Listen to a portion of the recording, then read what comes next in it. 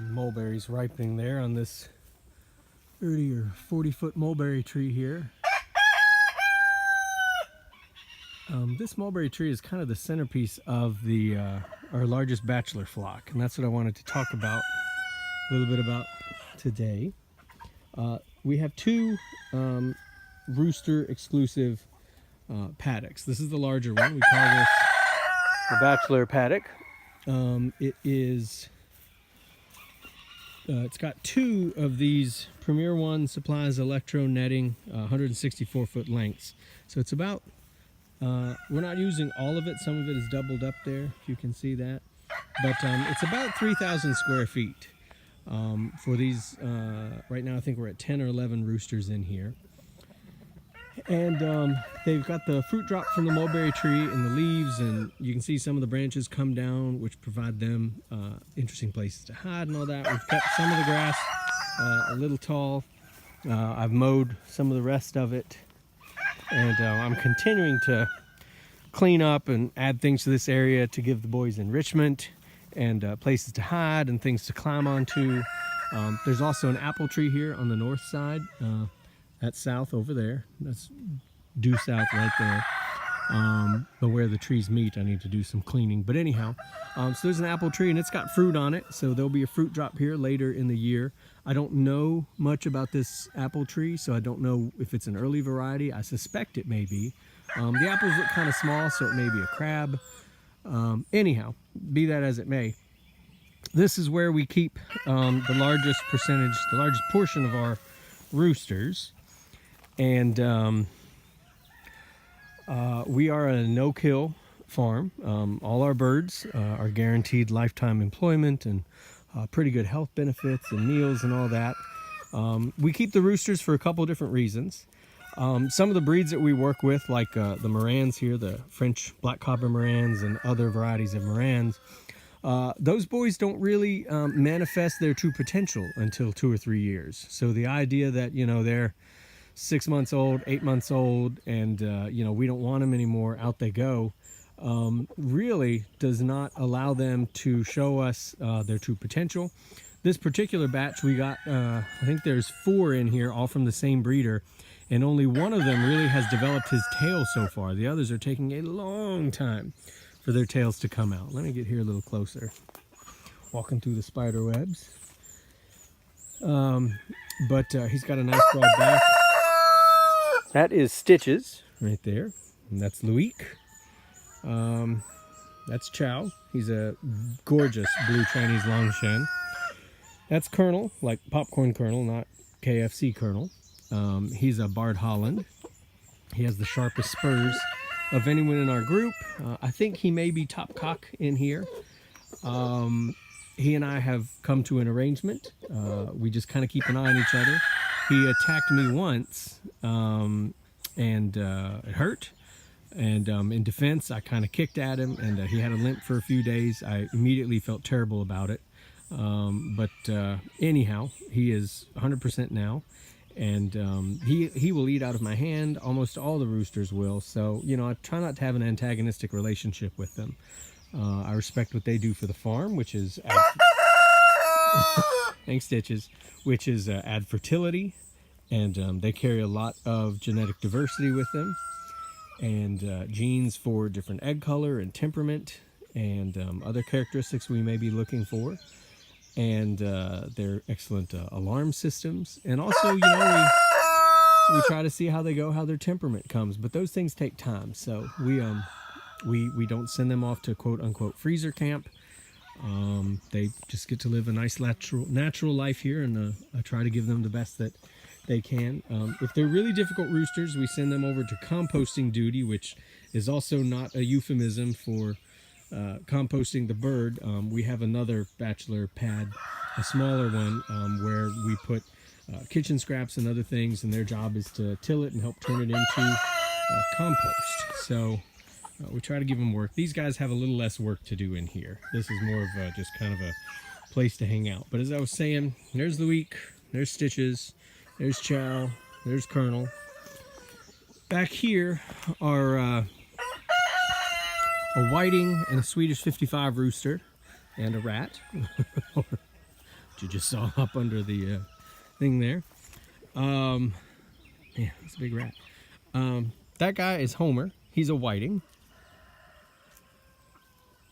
Following that rat. See, Colonel always kind of keeps close to me. He always kind of keeps that one shoulder up. So he's a little bit on edge, but that's okay. The other one, this smaller one here, is a Swedish 55. I said that Homer is a whiting. We call him Homer because I put him in here several times, and he found his way over the fence, back over to the garden where his flock was at the time, over the 6-foot T-post fence, over the next electric fence, and then back into his little house. So he had a strong instinct to get back to his people, but he has been over here successfully now for a few weeks. Knock on wood, I don't want to jinx it, but he's been doing pretty well hanging out here. And he's a whiting. He carries a blue egg gene, which makes him very useful to our flock. And he's a good survivor, good homing instinct, can clearly jump and fly. Sometimes that's a pain in the neck, but it's also kind of helped him show us that he's got what it takes to fend for himself out here. We try to take... Thank you, Colonel. Of course, we try to take good care of the birds, but sometimes they get out. Some of the roosters have, never a hen, but some of the roosters have spent a night out under the stars because we couldn't catch them. And we definitely have possums and foxes and coyotes around here. And Homer was there. Homer was there the next day, so he seems to be doing okay. He's also a very handsome bird. This young guy here is not quite 6 months old, I don't think. He's a Swedish 55. He carries a gene for, I think,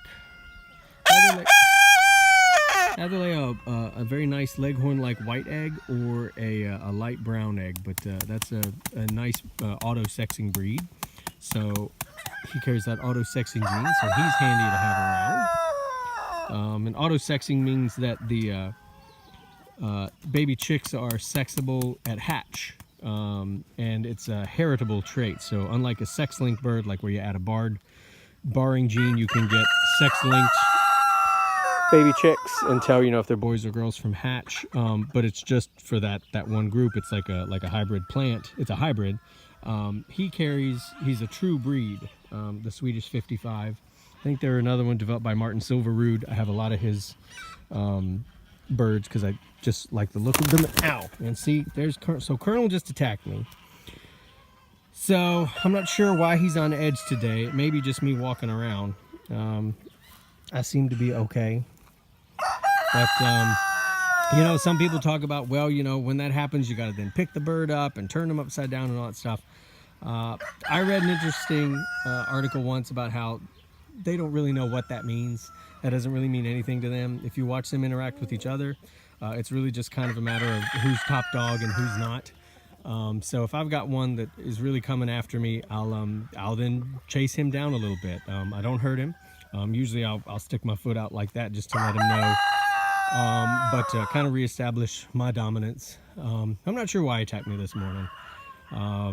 But anyhow, let me see who else is in here. There's Red. Red's our Americana rooster. He used to be quite nice, and then he just turned rotten when we started changing up the other roosters in his group and attacking me, and just fortunately he's got pretty dull spurs. But anyhow, so he was an early guy to be separated out into the Bachelor flock. I'm pretty sure he is the low bird on the totem pole here, but be that as it may, I think he and I have come to an understanding. Of course, I said that about Colonel, and then you just saw him attack me on film. So, anyhow, I think that's still Stitches. Let me see. I'm gonna go this way. Make sure he knows to get out of my way. There's Luik. There's Red. Colonel. I'm gonna walk this way, but I'm gonna keep one eye on him. What's going on, guy? Huh? What's going on? Well, you move away from me now. All right, so then there's Guy, or Guy, who is another black copper Moran. he is so much smaller than the ones we got from a private breeder. He came from a hatchery. He's among the first 4 Morans we got. And nice little guy. Very different in size and form and temperament. The Morans, knock on wood, have never attacked us in here or out there. Some of them are easier to pick up than others, but they have never lashed out at us. And that's pretty typical of the breed. Who else is here? There's Ralph. Ralph is a blue Wyandotte. He's a jerk. He is... Sorry, Ralph. It's true. But yeah, he is not the best. But, you know, he's got a job in here. This is Lanyape. He's the only one of those 4 Moran roosters we got from that same breeder whose tail has come in. So, you know, just the tip there. So that's why his name is Lanyape. But, and he's okay. The rooster who wound up staying with the Moran's flock is Boudreaux. He has gorgeous coloring, and I can pick him up, no problem, put him down. Lanyape would never really let me pick him up. He wouldn't fight me, but he wouldn't comply. He wouldn't make himself available. So he got moved over here. Then there's Silver, who is a blue-silver Moran, and he's okay. He's pretty good, not hostile. And then this is another 55, this white one here. We've got 4 55s, only 2 of them are in here right now. 2 more are in a grow-out. In a grow-out pen. But if you do a search for like Bachelor flock and things like that, you'll see some other things you need to add for their enrichment. So I'm slowly kind of building things for their paddock. Give them some screens so that they can kind of get away from others and hide from them or rest without being seen. I never try to introduce one bird alone in here, like one new bird, you know, comes in and meets all 10 or 11 of them. I usually will do them in 2s and 3s, usually 2 and 3, 2 or 3 who've come from the same flock so that they have some friends in here with them, and that works well. And of course their house that I've got is divided into 2 separate rooms, and if I need to introduce a subgroup for a little while, I can keep some in here for a week or so, and I've done that before. You know, you change the water and all that, but they stay in here. Then the other guys go in here, and they see them every night, and there's some interaction so that it's not quite as jarring as just waking up and there's somebody new. I do not put new birds in with the birds who've been living here, and then they all wake up together. I've seen that, and it's just they all wake up, and then they beat the crap out of the guy who's in there. Or guys. We don't do that anymore. We did that once, and it cost one of our Moran's roosters his eye. And that's Patches, who lives over with the waterfowl. So anyhow, we don't do that. But yeah, so there's some other things I need to do in here, like I said, to add some enrichment to their lives and give them, you know, other things to do and things to see. There are no hens in here. They're near the hens in the other paddocks, but there obviously are no hens in here. And they don't fight over females because there are no females here. They get the same feed mix as everyone else. Because they're not laying eggs for commercial production, though, I'll give them kitchen scraps and table scraps sometimes, or any other treats. They'll be able to enjoy all the fruit drop when that happens. Over here we've got some giant ceramic, or I don't know what they are, terracotta. We've got these big drainage pipes. And I'm going to start wheeling some of them, rolling some of them into here, because I think they make for a really nice structure to have in here. You know, build them like a little bit of a playground. They need a variety of places for new roosters to hide out in, to hang out in, to get some privacy while they adjust. You know, and again, it's just kind of some enrichment stuff. So anyhow, I think that's a nice little tour of our Bachelor pad.